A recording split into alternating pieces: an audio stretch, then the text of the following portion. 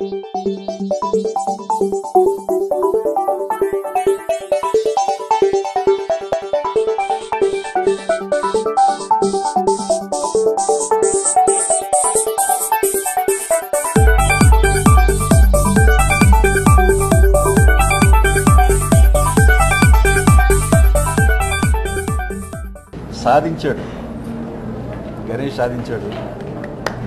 చాలా చాలా చాలా రోజుల తర్వాత ఫుల్ ఎనర్జెటిక్గా పవన్ కళ్యాణ్ కనిపించిన సినిమా ఇది. అంటే అతని కోసమే ఈ సినిమా తీశారన్నట్టుగా ఎంత ఎనర్జెటిక్గా చేశాడు. పిక్చర్ మొత్తం solo performance of Pawan Kalyan. ఇక అసలు వేరే ఫ్రేమ్లో ఎవరు కనిపించరు. అంత బాగా సినిమా ఎమోషనల్గా తీసుకుని వెళ్ళాడు డైరెక్టర్. ఎంత స్టైలిష్గా చేశాడు. జనరల్గా తనకంటూ ఒక ప్రత్యేకమైన స్టైల్ ఏర్పాటు చేసుకున్నాడు మొదటి నుంచి పవన్. ఆ స్టైల్ చాలామంది ఇమిటేట్ చేసే స్థాయికి ఆ స్టైల్ని తీసుకువెళ్ళాడు. ఇవాళ ఈ సినిమాలో మళ్ళీ కొత్తగా స్టైల్ మార్చాడు. పోలీస్ ఆఫీసర్గా ఉన్నప్పుడు ఒక స్టైలు, ఆఫీసర్ ఆన్ డ్యూటీ లేనప్పుడు ఒక స్టైల్. నిజంగా హెడ్స్ ఆఫ్, అంత అద్భుతంగా చేశాడు పవన్ కళ్యాణ్. నేను హిందీ సినిమా కూడా చూశా. నిజం చెప్పాలంటే ఇది అతిశయోక్తి కాదు, హిందీ పిక్చర్ కంటే ఈ పిక్చర్ చాలా బాగుంది.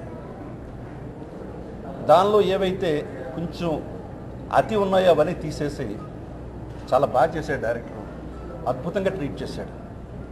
డైలాగ్స్ కానీ, పంచెస్ కానీ, ఫైట్స్ కానీ.